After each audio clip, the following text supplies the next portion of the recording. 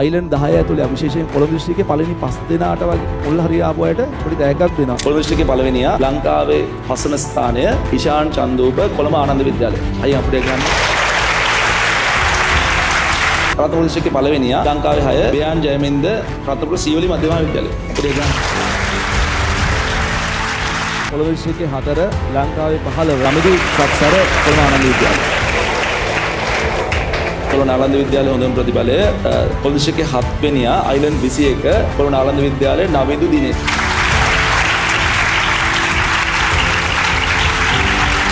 කොළඹ දිස්ත්‍රික්කයේ 9 වෙනියා කොළඹ ආනන්ද විද්‍යාලයේ මලිදු විසර. ඉසේදගේ 2.6යි ICT කරලා කොළඹ ආනන්ද විද්‍යාලයේ මලීෂ පෙරේරා.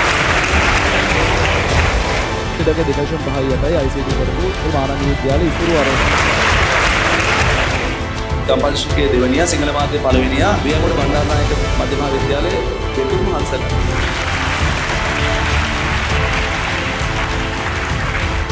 ගම්පහ දිස්ත්‍රික්කයේ 4 වියන්ගොඩ බණ්ඩාරනායක මධ්‍ය මහා විද්‍යාලයේ සොෂාන් යශ්මික ඉසේදගේ 2.5යි ගම්පහ දිස්ත්‍රික්කයේ 4 වෙනි.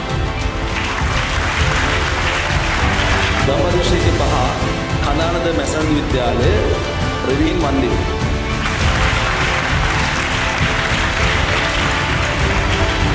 ගම්පහ දිස්ත්‍රික්කයේ 7 වෙනියා ගම්පහ බණ්ඩාරනායක විද්‍යාලයේ හොඳ ප්‍රතිඵලය චතුර ජයනාථ.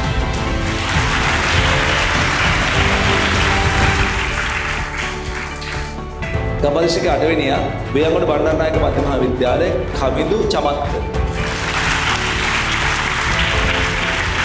ගම්පහ දිස්ත්‍රික්කයේ 9 ගම්පහ බණ්ඩාරනායක විද්‍යාලයේ විදුෂාන් කෞශික.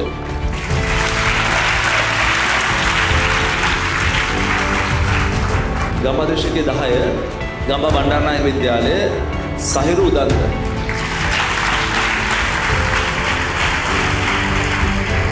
ICT කරලා රෑන්ක් එකක් මේක නෑ. ඒක දුන්නා නම් අනිවාර්යයෙන්ම යනවා දිස්ත්‍රික්කයේ පළවෙනිය වෙන්නේ.